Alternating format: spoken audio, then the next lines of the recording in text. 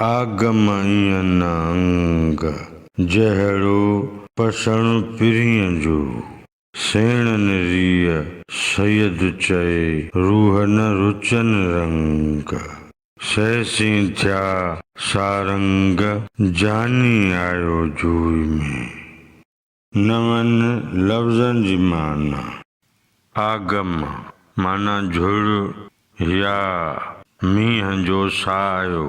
अंग माना ककरनि जा लीका चिट या आसार। पसण माना ॾिसणु दीदार करणु। पिरी माना प्यारो प्रेमी। पिरी पसण माना पिरीअ जो दीदार करणु। सेण माना मिट माइट या अज़ीज़। रीअ माना खां सवाइ बग़ैर या बिना। सेणनि रीअ माना मिटनि माइटनि खां सवाइ महबूबनि बिना। रुचनि माना वणनि या ख़ुशि कनि। रूह रुचणु माना दिलि खे वणणु। रूह न रुचनि रंग रंग रूप रूह खे नथा वणनि। सहसी माना क़िस्मे क़िस्मे। सारंग माना ख़ुशियूं। जूए माना वतन पंहिंजो तर या पाड़ो। बैत जे मिसरनि जी सादी सम्झाणी। आगम ईअं न अंग जहिड़ो पसण पिरीअ जो जहिड़ो पिरीअ जो पसण आहे तहिड़ा आगम जा रूप न आहिनि। सेणनि रीअ सैयद चए रूह न रुचनि रंग। सैयद चवे थो त सॼणनि खां सवाइ दिलि खे रूह खे मज़ो ई नथो अचे। सहसी थिया सारंग जानी आयो जूई में। जाॾे काॾे ख़ुशियूं आहिनि शायदि मुंहिंजो जानी वतन ते मोटी आयो आहे। बैत जो मजमूई मतिलब ऐं मफ़हूम।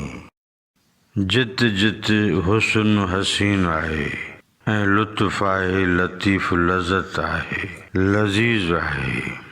जोत आहे जलवत आहे। सूंहुं आहे सुहिणी सूरत आहे। से समूरियूं शयूं तशबीहुनि जी तलाश में आहिनि त जीअं सूंहुं सूरत हुस्न लुत्फ़ लज़त जलवत जी तारीफ़ थी सघे। ईअं कंहिं क़दुरु त करे सघिजे थो पर जेकॾहिं कंहिं तसवुर खे पिरीअ सां भेटण लाइ भरिसां बीहारबो त बीहारे न सघिबो। छो त महबूब मिड़नी खां मोहींदड़ मुअतर ऐं मथां हूंदा आहिनि। अहिड़ी ॻाल्हि भेटाईअ बैत में बयानु कई आहे। आगम ईअं न अंग जहिड़ो पसण पिरीअ जो सेणनि रीअ सैयद चए रूह न रुचनि रंग। सहसी थिया सारंग जानी आयो जूई में। जॾहिं मींहुं वसण जहिड़ो माहौल जुड़ंदो आहे त झुड़ जाम जिनसार कंदो आहे। ककरनि जी काराण ककोर कारूं बहार ॾिसण वटां हूंदी आहे।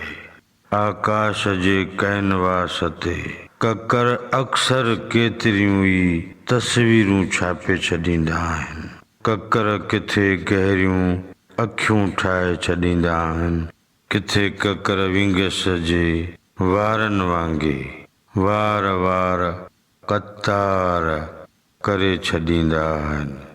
किथे ककर काकुल जी चग बणिजी बीहंदा आहिनि। झुड़ जा जुमिले जमालियाती ऐं ककरनि जा कुल कमाल वारा अंदाज़ ॾिसण वटां हूंदा आहिनि पर इहे समूरा ॾेख पिरीअ जे दीदार बराबरि न आहिनि हूंदा।